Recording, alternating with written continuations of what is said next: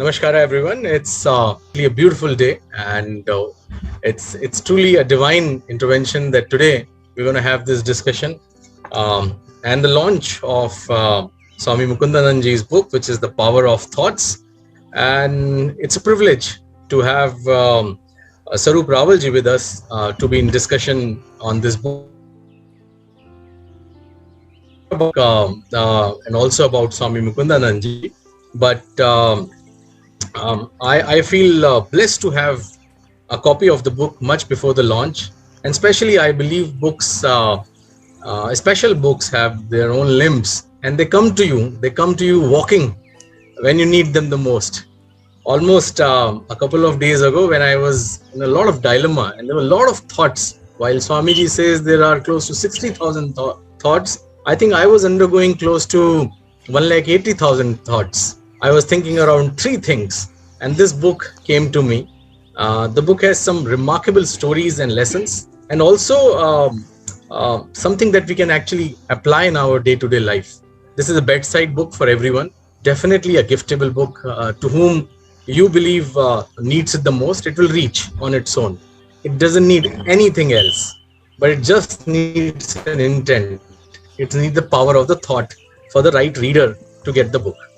Irrespective of whether you read a page or two, I'm sure it has pearls of wisdom for each and every one of us, especially connecting it to the examples that we already know.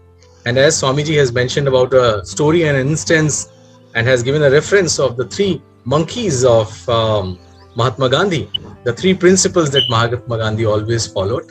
Today we have a very young, bright musician with us. He is Arsh, a class 10th student, a blogger, a debating enthusiast, a musician, and so much so that he loves to have a lot of buffet wherever he goes with his parents. And so much as that he is a geopolitics enthusiast as well.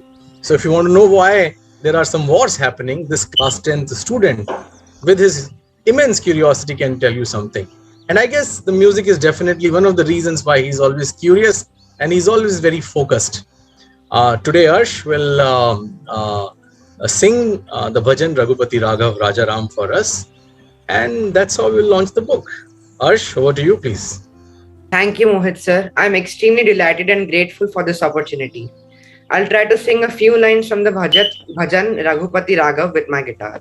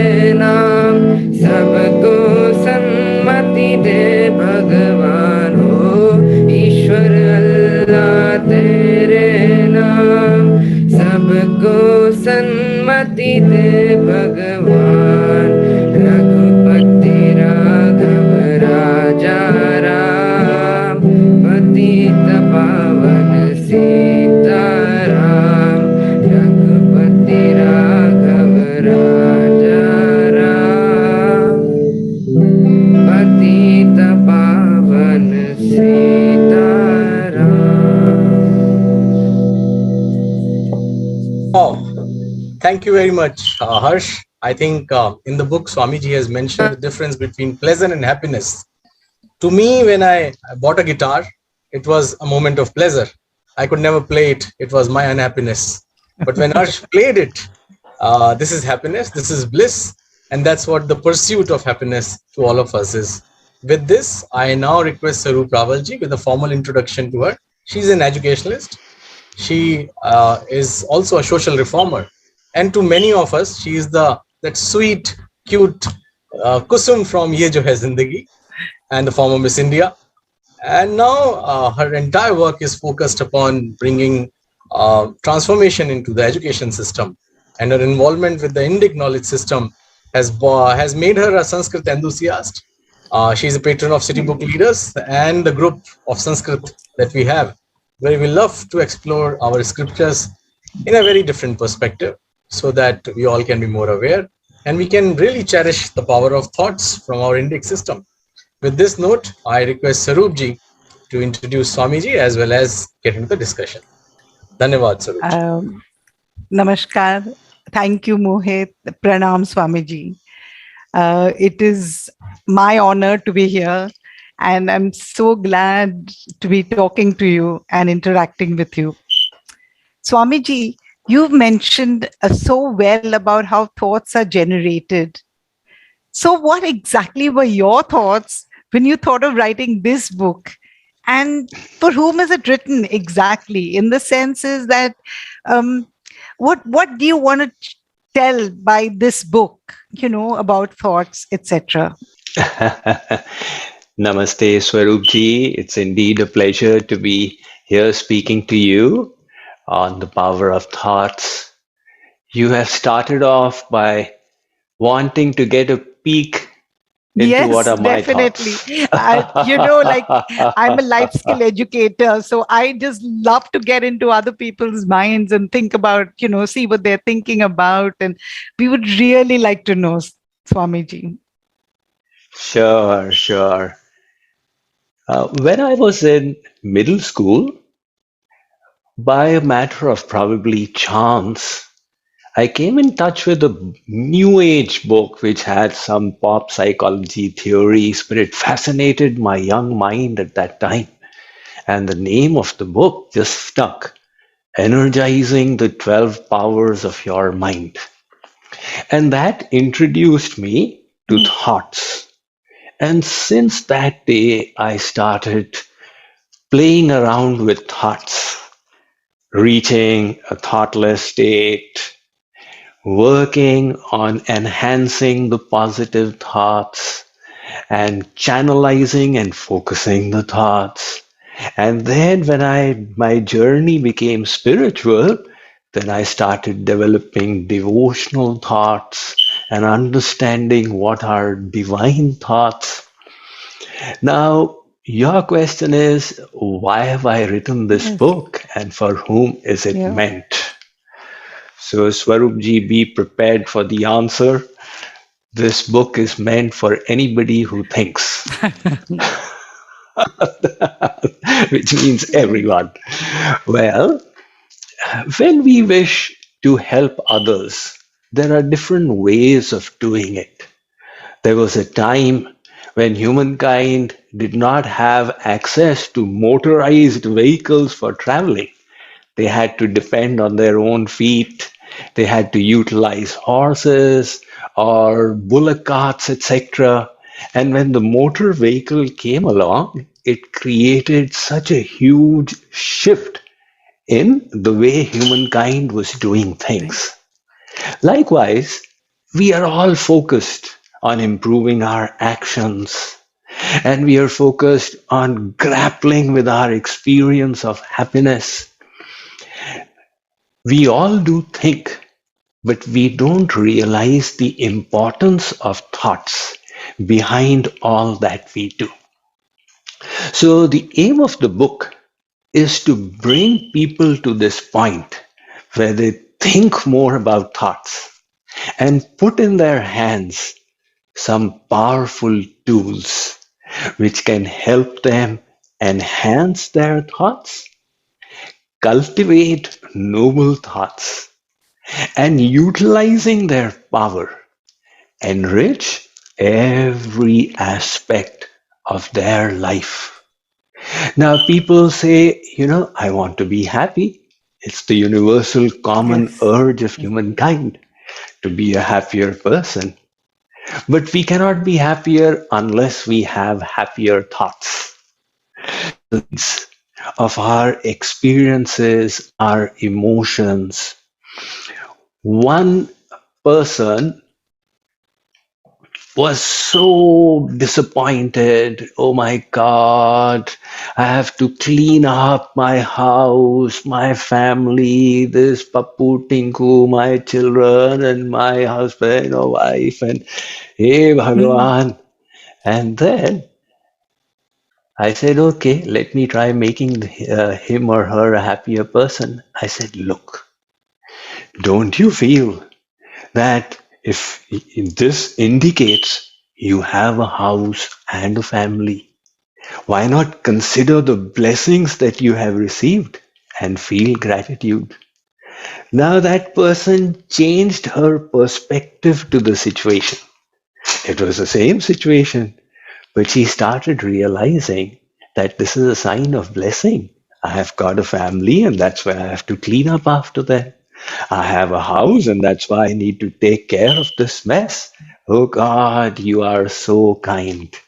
Now, by changing her thoughts, she did a positive reframing and she experienced happiness. That is why thoughts are so fundamental to our human experience. And I wanted to help people connect with this potential and utilize it for themselves. Super. So I want to say something to you is that, listening to you talk, I realized one thing that I needed to talk to the audience about you is that Swamiji has been, well, obviously, you know from the way he talks already that he speaks in such a humorous way. His arguments are so logical and well laid out. And he divides his time between India and USA because I was asking him, Swamiji, where do you live? And then he told me that he's half the times in Vrindavan and right now he's in Connecticut. So we're honored to be speaking to you. I would like to tell my audience today that Swamiji actually has degrees from the prestigious IIT Delhi and IIM Calcutta.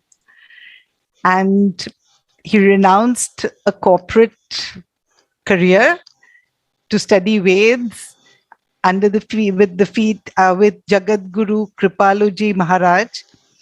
And I think we are blessed that you did that.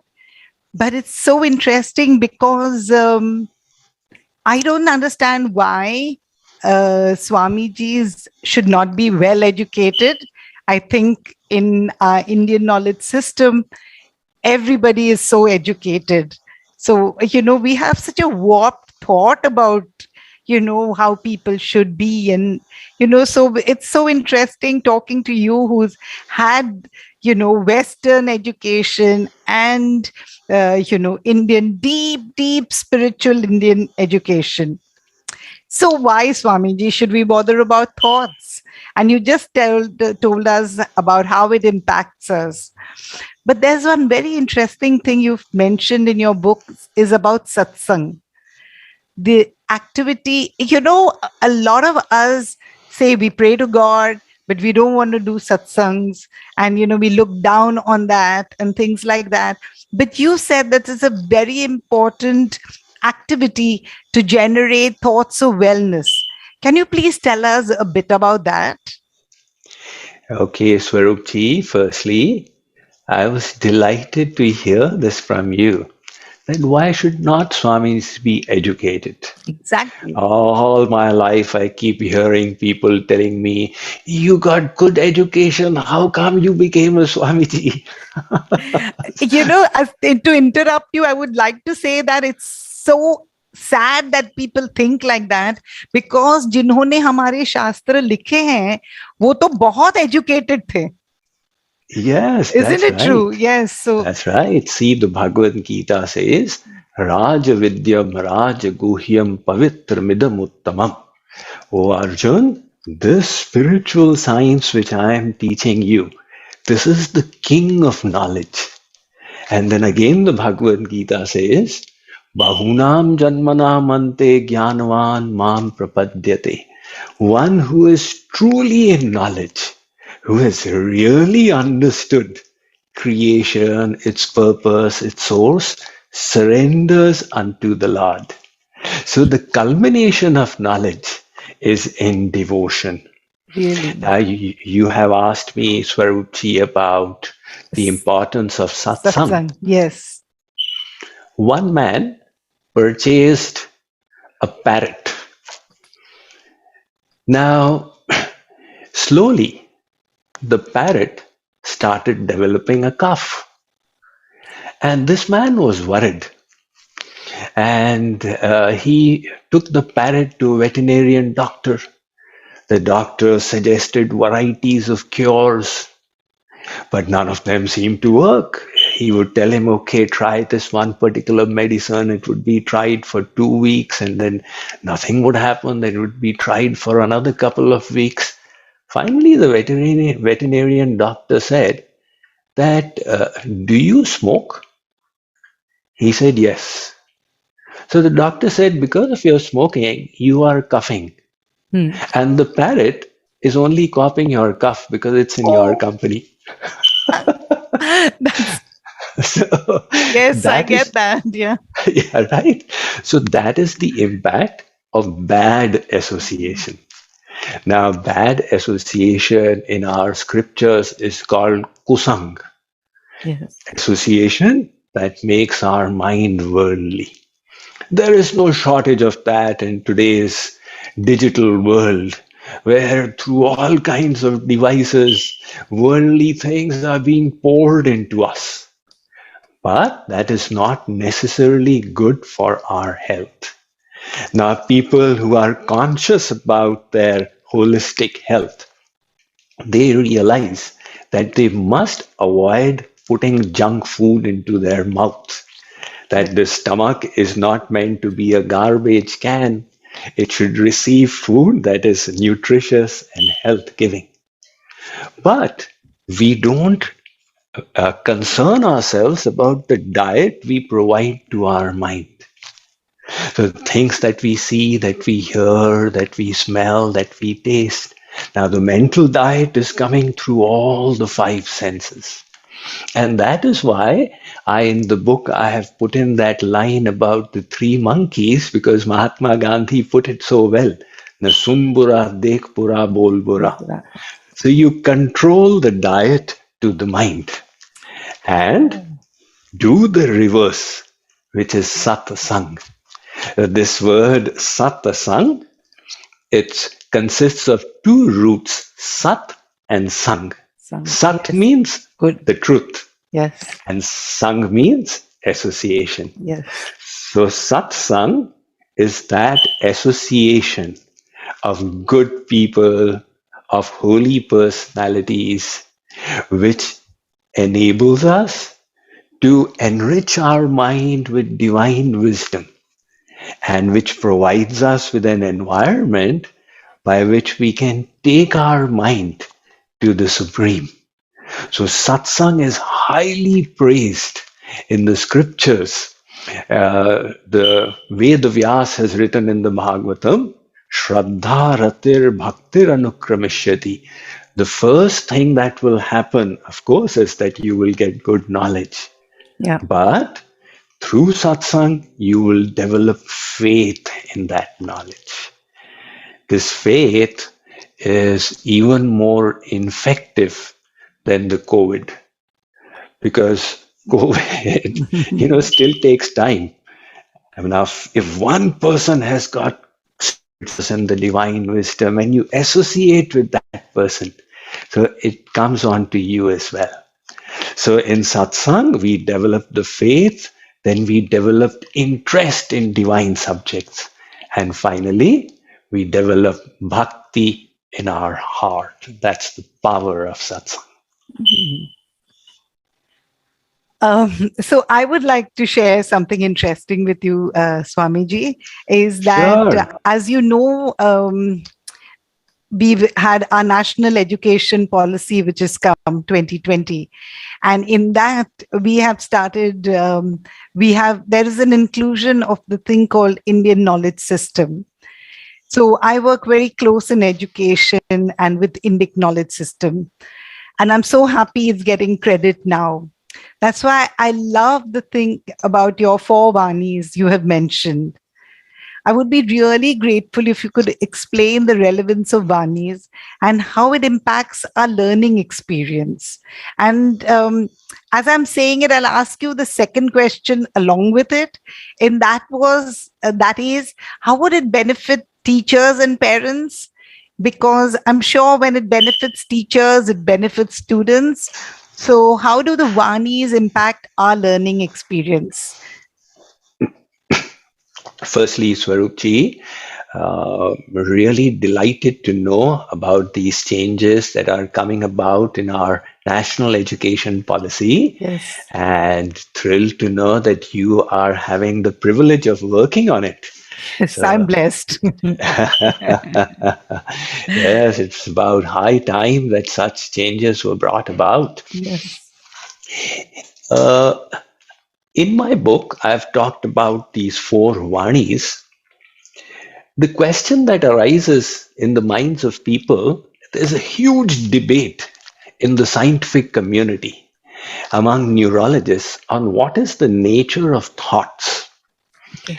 So the scientific world is divided here.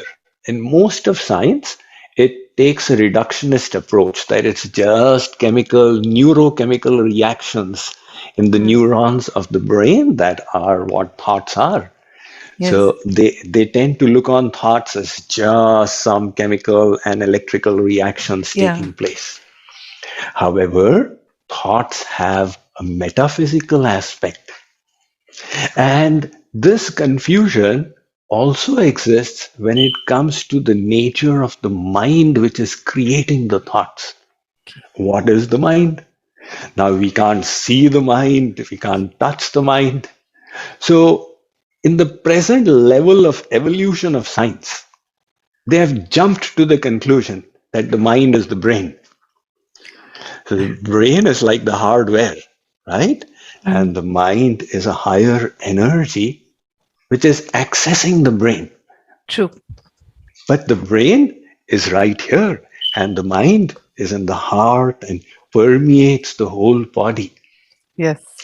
That is why people say put your heart into it. And when they say put your heart, the heart is a physical thing. Yes. What they mean is they understand intuitively that the mind is out here. Yes. So one amazing experiment was conducted by a scientist called Roger Perry, for which he got the Nobel Prize. Roger Perry was looking on this hypothesis that is the mind the brain, or is the mind something more than the brain? He took epileptic patients, those who get epileptic seizures. Yes. And what happens is, if the seizure is severe, it travels from the left hemisphere to the right hemisphere, and then the whole body gets frozen. So he did the operation surgery called corpus callosotomy, where you split the left and right hemispheres. Okay. And that person who undergoes the surgery still functions as a normal human being. Now imagine sawing a computer half and then realizing it is still working fine. Yeah.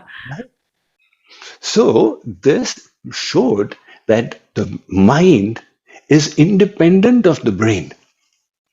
Now, with that understanding, I have explained in this book the nature of thoughts and said, look, there are some thoughts where we use words for communicating and are thinking with them. Now, that is communicated speech. There are other thoughts which are in the mind, not communicated, but we are thinking with the help of words. Right. So most of humankind is using that kind of thinking. Yeah. And then there is subtler thinking where you think without the help of words. Right. So the speed itself is so much faster out there. Yeah. And then there are epiphanies or moments of understanding that just you get to know in a moment, aha, I Yes, have yes, understood, yeah, right? So our academic system is focused on the cerebral learning. true. Too much of emphasis on the brain power. Yes, Right. So that has got its limits when it comes to creativity, when it comes to these moments of epiphany. So if we can somehow have an aspect of education where we teach students to let the conscious mind relax and let the subconscious mind now float right. around, creating connections and Yes, coming up with new ideas, we might then catapult these children into another sphere, into realizing another aspect of the potential of their thoughts. yes, that's so true. And since I work with them in creative thinking and, understanding emotions and understanding self, I really get what you're talking about. But there's a second part of the question which aapne jawab nahi diya. How would Okay, it sure. benefit our teachers and parents? And Swamiji, I really understand how our children need their parents to understand. So, वो लोग तो कभी समझ भी जाते हैं, but parents are on a different trip altogether. So, can you please Yeah. tell us a bit about that? Yes. So, see, the consequence of the kind of education that they are receiving and that is being imparted is the development of cognitive intelligence. Yes, You know, but there are other aspects of the human experience. There's emotional intelligence, yes, and then there is also spiritual intelligence where you have abstract thoughts. You ponder over ethics that, okay, GMO is fine, but how does it connect with the entire creation, and how does it solve the bigger issues in our life, etc.? So, if we can shift people above mere cognitive thinking, then we help them tap into other aspects of their mind. So they realize that there is a thing called empathy, right? Now, yes, empathy is not taught in schools, yes, but empathy means to become aware of the feelings of the others, to yes, develop caring sentiments for them. yes. And Compassion. that's right, compassion. And then there is spiritual thinking. And okay, I'm learning how to be an engineer so that I can earn money. But what is the purpose of my life? Right? So the bigger questions in our life. So we Yes, help people change their perspective. It's like if somebody is looking at a thing from 10 feet height and you suddenly take them to 30,000 feet altitude. And yes, then their whole vision changes. Oh my God, there's so many opportunities and yes. so much of scope for growth, etc. It changes their perspective to Perspective. all of life. Absolutely. And now I'm going to take you on to something that's a little bit different. Sure. Um, uh, every part of my class has a thing called reflection. So it's thinking, but it is like thinking quietly for some time. So I want to talk to you. I want you to talk to us about solitude time. I think that's really important part of your book and what you are, suggesting and, what you're sharing with us. So can you give us a bit, a little glimpse on that solitude time? Sure. Sure. Definitely, Swaroop Ji. You're very right to develop the power of our thoughts. Solitude is essential. We are running, running, running in the world, and this overworks our mind and brain. True. So, any machinery needs a little off time to recuperate. And we all know that if we don't switch off our computers, they are going to then stop working. Likewise, solitude is the time when you rest and recuperate the mental energies. Besides that, solitude helps learning catch up with experience. So you keep on having experiences, and some people say that experience is the best teacher, but I disagree.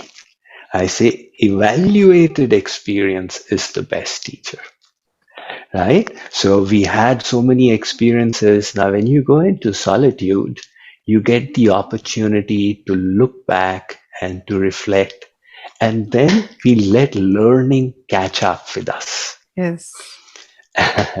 And likewise, solitude helps us to get a perspective on our life. So, in that humdrum of in the crisis mode, putting a fire off out here and handling a crisis there, we forget the bigger issues. And ultimately, what is my intention behind everything that I'm doing? So, solitude helps us nourish ourselves from within. And this power of thoughts can be cultivated through solitude. So, I have given certain tools. The first one, of course, is self awareness, where you read yourself and understand your weaknesses and the virtues you wish you need to develop. And the second is contemplation. Now, this contemplation means mental practice. Right. Everything that we accomplished was every skill that we acquired was a consequence of practice. And practice led to mastery. But mental practice is so much more powerful. Now, let us say that somebody decides that I need to become more tolerant. But every time there's a provocation in the environment, they realize they have flared up. Now, instead of that, if they practice it mentally, okay, let me visualize a situation where there is a provocation and I'm learning not to react from my lower self, but to evaluate it from my higher self. So when we practice it within ourselves again and again and again, the real situation comes. We find that we have a much better grip on it. So God has endowed our mind with such abilities that by practicing, and this is what is called chintan. Chintan means the repetition of thought. Yes. When chintan is out of control, it becomes chinta. Chinta is worry. And when it is brought into control, then it becomes chintan. So an example of chinta is a student who says, oh my God, I failed in my exams. Ab kya hoga? Now there is no hope. What will I say to my parents? How will I show my face to my friends? And that chinta, that repetition of thought says life is useless, go and commit suicide. So suicide was a consequence of thoughts. But that same power, when it is diverted in the positive direction, look, this human life is so precious. And God has given me the air to breathe, the earth to walk upon. He's given me these 630 muscles and 205 bones and 100 billion neurons in my brain. I must put it to good use. I must put it to good use. When that thought is repeated, the consequence will be a lot of enthusiasm and inspiration will develop. So all this working of the mind can be accomplished in solitude. This is so fantastic because I was just talking to my sons today in the morning, and we were talking about so much violence around. We were just talking on particular violence. So I will just share that with you. And of course, it applies to everything. So I said that the WHO has a manual on violence prevention, and there are 10 prevention points of course, there's roti, kapda, makan, and then there is gun control and alcohol control and, drug abuse. But the three very important ones are understanding and managing emotions, understanding empathy, and, understanding yourself. और आपने यही कहा, that this is exactly what you said. And I wish I'd thought of this when I was talking to them. I was talking in a very cognitive way about it. And, I stand corrected. And I'm really happy to know this because it seriously just happened in the morning, and we were talking about how violence should be prevented. And it's this thought, that's a great takeaway for me, that the chintan that you do, the practice of the mind, which when you are going to flare up, agar itna kiya hai chintan, to you would manage that flare up, because in everyone's lives we do find situations where we are needled or we're upset, or how do we do and how do we handle this very well? So I think this is going to be a great book. Like Mohit said, bedside book. I think it should really be kept near the bedside so we can keep on reading it. Whenever we have some problem, and we can read. I'm so looking forward to actually getting to read this book, not just the PDF. I mean, holding a book in the hand is such a beautiful thing. So, Mohit, shall we take questions before I ask one? Yes, Swaroop ji. Yes. We have some of our patrons. How lovely! That's really nice. So, Raji, you go. Raji. Thank you, Swami Ji. Thank you, Swaroop Ji. It is such a pleasure listening to Swami Ji and Swaroop Ji talk. Thank you, Mohit Ji, for this opportunity. I came in to listen. One question that keeps haunting me, and especially during the tough time, there's some problem at our home as well. So I came in to listen how we can have positive thoughts when you're challenged with a difficult situation. A difficult situation such as your loved one is not keeping well, some serious illness. I understand that faith is all that we have, and grace of Swami is all that we hope for, being an extremely, me being an extremely positive person myself, and I think our family is also the same way. But even then, Swamiji, it becomes an emotional toil when you see that you're so helpless in certain situations. And so what do we do in such cases? We of course pray. We have quite a bit of, lot of faith, and we just expect grace from Swamiji.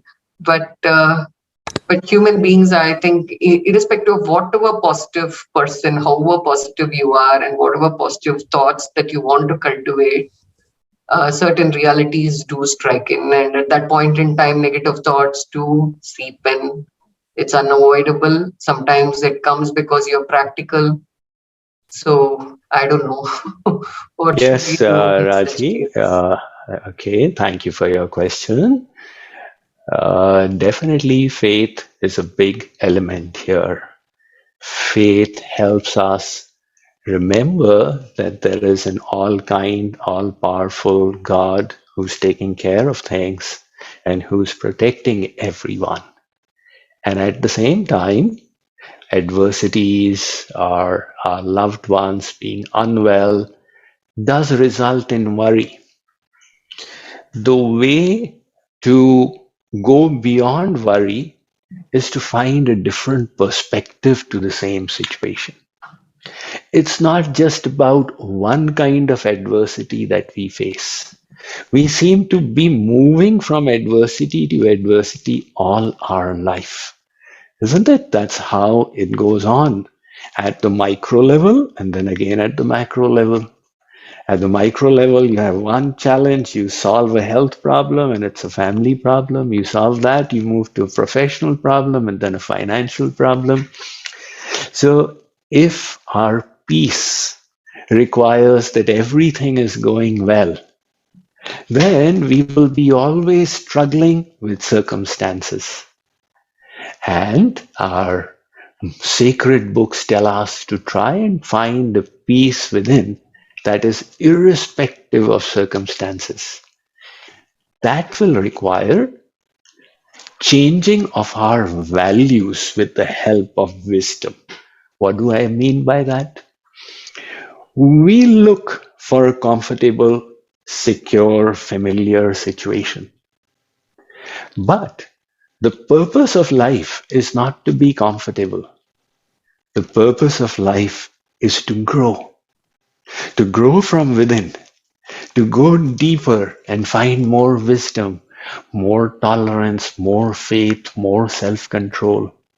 And these challenges are always pushing us out of our comfort zone. If we did not experience these kinds of challenges, then we would be naturally gravitate to a situation where we just remain where we are. And the grand design of this universe is such that there are adversities and challenges and growth which happens in the process. So look on that illness of a loved one as an opportunity for growth for that person, where they have to become emotionally stronger, spiritually stronger, right? So you help them in their journey, and for yourself as well, to look on what these relationships mean for you. What is the reality of these relationships?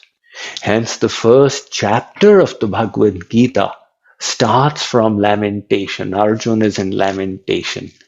So that is Vishad. And the first chapter is named by Ved Vyas as Arjun Vishad. But that lamentation became a springboard to divine wisdom. And Arjun just received clarity about all of life. Because it was triggered from an adverse situation, hence the title of the chapter is Arjun Vishad Yog. So the trick out here is to take every adversity and reframe it in such a way where each becomes a learning opportunity. I hope that helps you. Definitely. Thank you so much. And Okay. from Rajiv, we move to Rajiv Gupta. Rajiv, yes. Rajiv, yes. Many times Okay. Rajiv is known as a spiritual CEO wherever he goes. And my God. from a highly commercial world, his thoughts are very spiritual. And Rajiv sir, over to you, please. Thank you. What a blessing to listen to you, Swamiji and Swaroopji. So my question is that, as you mentioned, 60,000 thoughts. So thoughts are mostly voluntary. And from whatever one has read or experienced, one knows that it should not be completely involuntary. We should be in control to some extent. So when you intellectually have this construct, look, I should be thinking right, you make a conscious effort. But then very soon you fall flat on your face. And again, that involuntary thoughts, take over. And then again, you're in that vicious loop. So this constant struggle, or like a boxing match between voluntary and involuntary, at least for me, most of the times the involuntary succeeds, knowing fully well that the voluntary should. And how do you make your, default state slightly more, if not completely, slightly more inclined or aligned towards being more in control and thinking right? That's my question. Yes, Rajiv, this is a big problem for all of humankind. They take their thoughts too seriously. See, when first of all, they don't realize that they are not the mind. So because they associate so deeply with the mind, when the mind creates a thought or emotion, they identify with it. Oh no, I'm in a bad mood. When will my mood become all right? Why am I thinking like this? Right. So the first thing requirement here is to distance yourself a little bit from the mind. And that gives you a tool When a thought comes that doesn't make you feel good, say, Acha, my mind is playing mischief.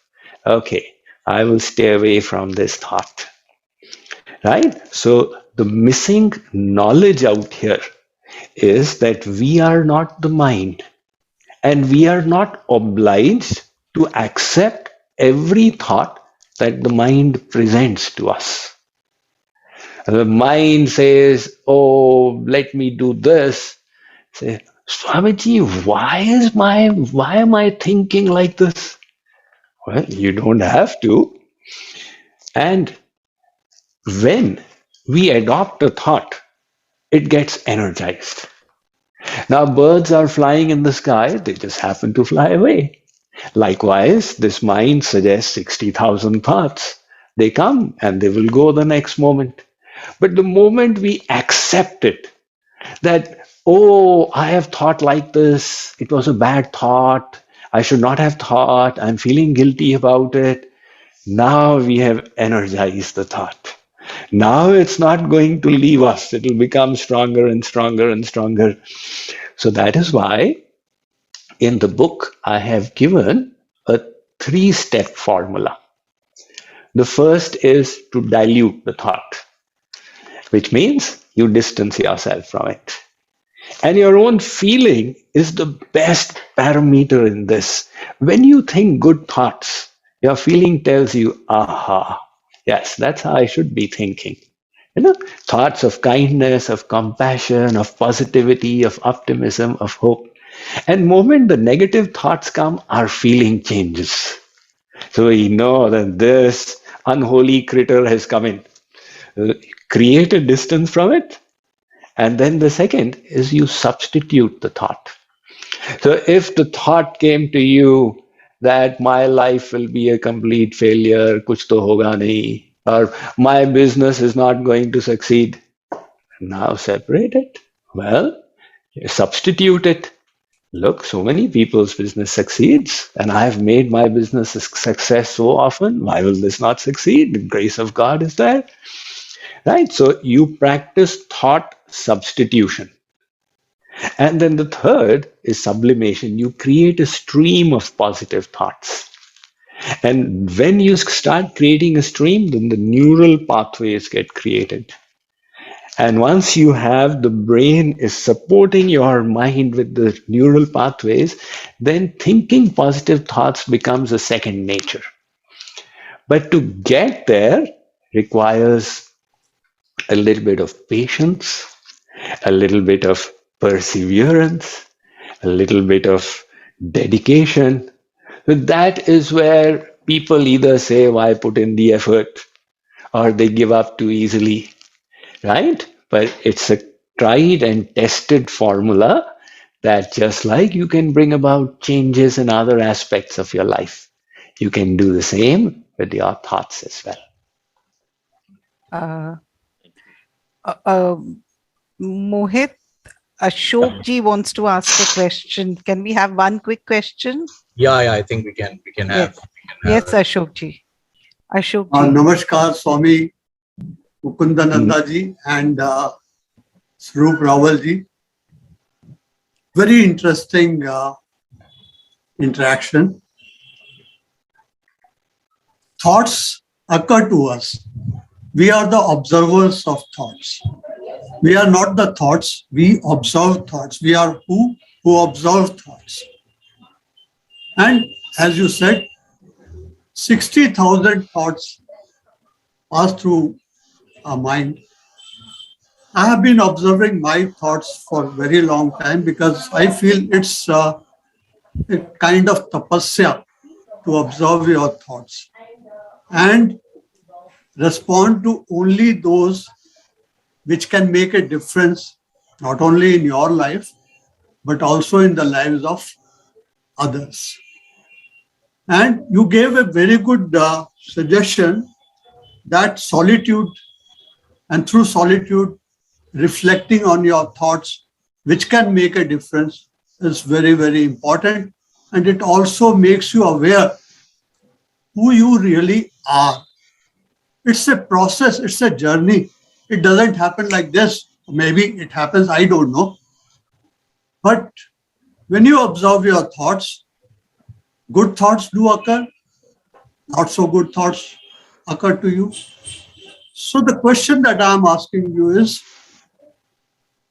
how do you go about sifting? I follow a process where thoughts occur to me, I just observe it and say, thank you very much. You occur to me, I'm grateful to you. Carry on. But maybe you have a better way of suggesting as to how do you go about sifting the powerful thoughts that occur to you from the many thoughts that happen. That's my question, and I would be grateful if you could answer it, because All we are right. talking about power of thoughts, and certainly thoughts are very, very powerful. They can change the world. Definitely, Dr. Ashok, thank you for your question. It seems to me that you have been uh, watching your thoughts and trying to control them for quite some time now. Very happy to see your efforts. What you have been doing possibly can be labeled as Sakshi Bhav, where you become a witness to your thoughts. So Absolutely. Sakshi, right? So Sakshi Bhav is an enhanced form of mindfulness, which has become so popular in the West. Mindfulness is like the entry to spirituality. Mindfulness is great where you watch your mind, but Sakshi Bhav also includes the knowledge of the self, that I am the soul, I am not the mind. So you realize that the mind is separate from you. Now you have been practicing that, and your question is now what to do to strengthen the good thoughts. Well, Absolutely. I would like to offer two suggestions. The first is that you don't just wait for good thoughts to happen. You take the reins of your mind in your own hand. That's called intentional thinking, where you say, okay, my dear mind, I need you to think like this. I need you to think gratitude. I need you to think faith. I need you to think happiness, right? So this is a completely different kind of a perspective where we wait for happiness to come. Now imagine choosing happiness. I choose to be happy. Factually, that ability is with us. If we master the mind, we can then make the mind think as we wish. And that is what the Bhagavad Gita says, that this mind will be, if it becomes your master, it will be the worst enemy. But if it becomes your servant, it will be your best friend. So we need to take the reins of the mind in our own hands and do more and more of intentional thinking. So it does take a lot of energy. That is why Einstein said that thinking is hard work. That is why so few people do it. What he was referring to was not involuntary thinking, which is happening to us, but voluntary thinking, where you decide, I need to think creative thoughts today. So you have to put energy in it, and slowly, slowly, the mind will become more and more nimble by engaging in intentional thinking. And the second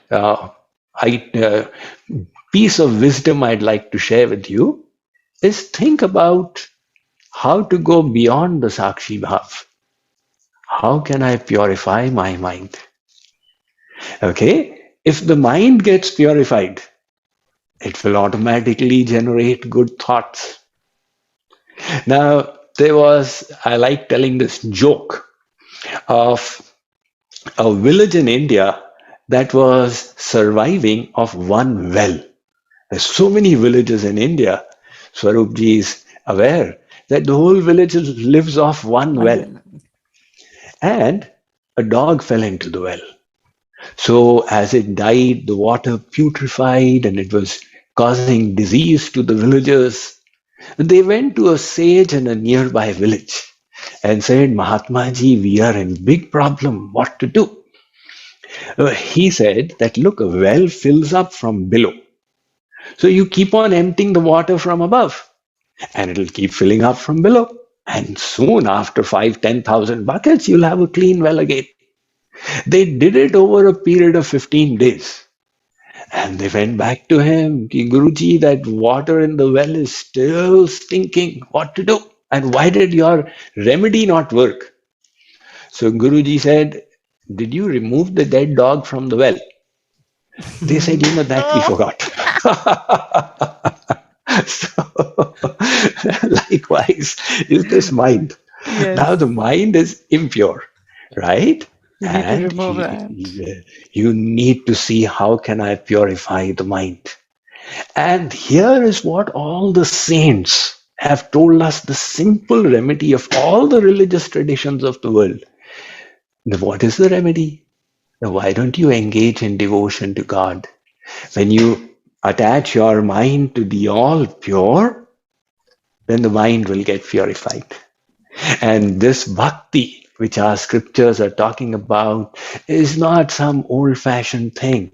It's the most powerful remedy for purifying the mind, to help it then present you with good, noble, positive, optimistic thoughts.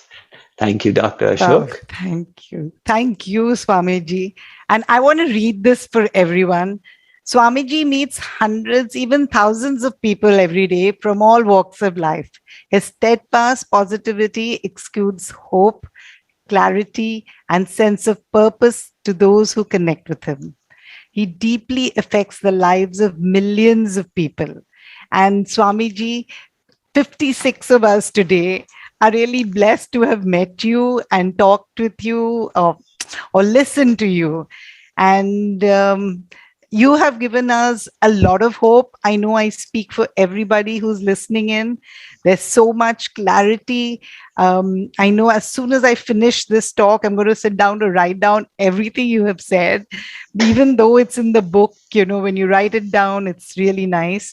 And to end this fabulous talk, even though I don't want it to end, I'm going to hand it over to somebody who I've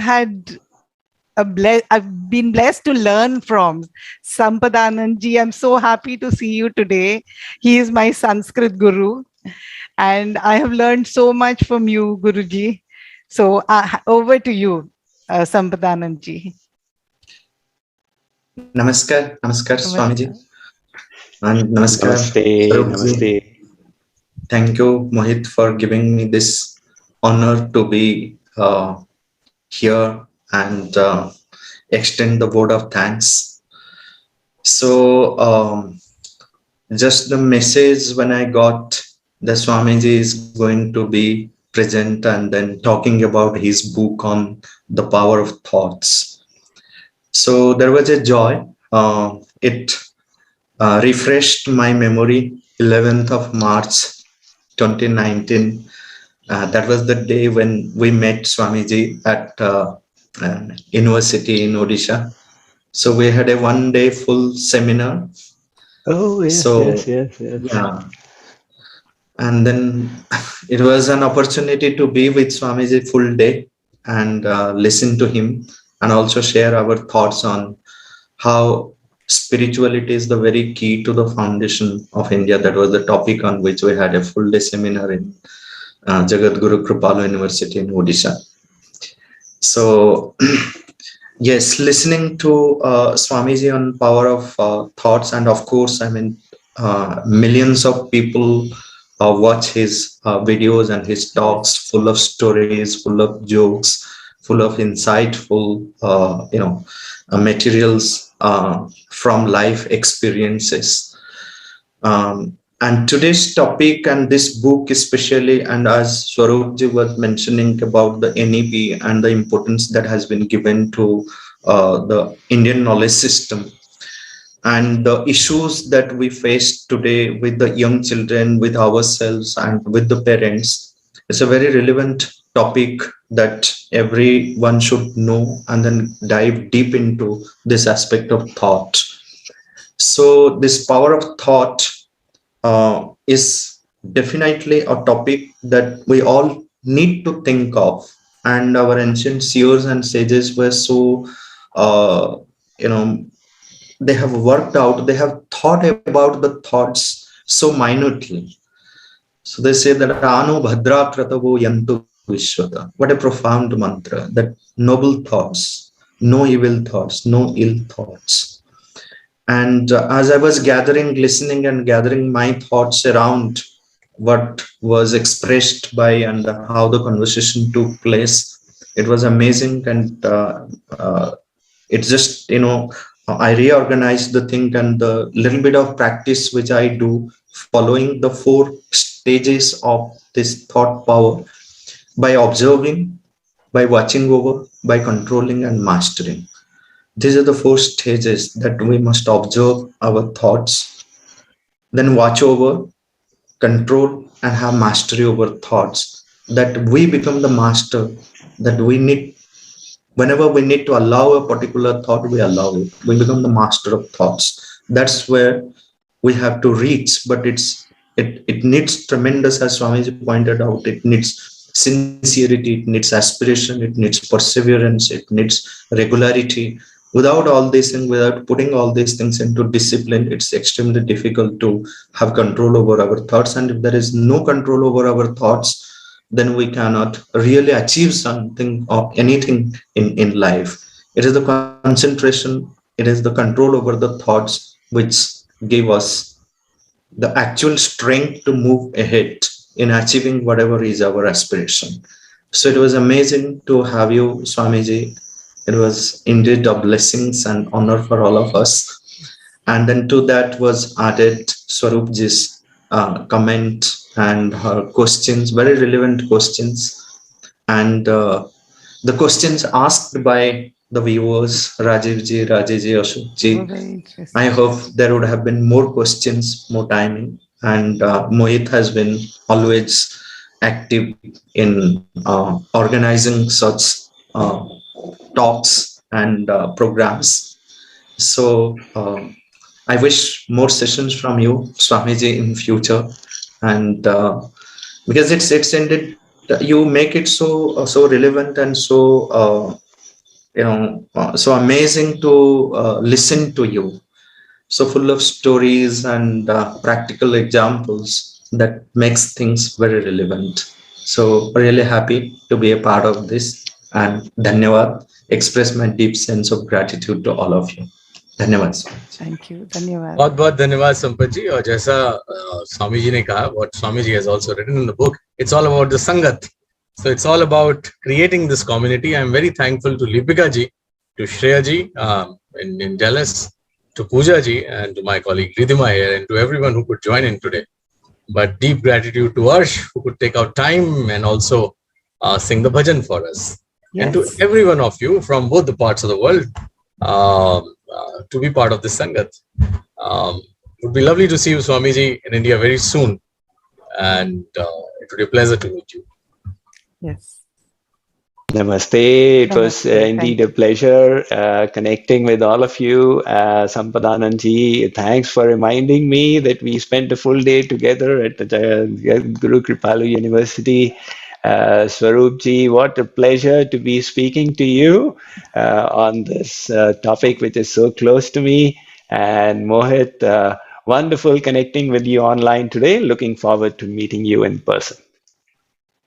बहुत धन्यवाद. नमस्कार. शुभ रात्रि. शुभ रात्रि.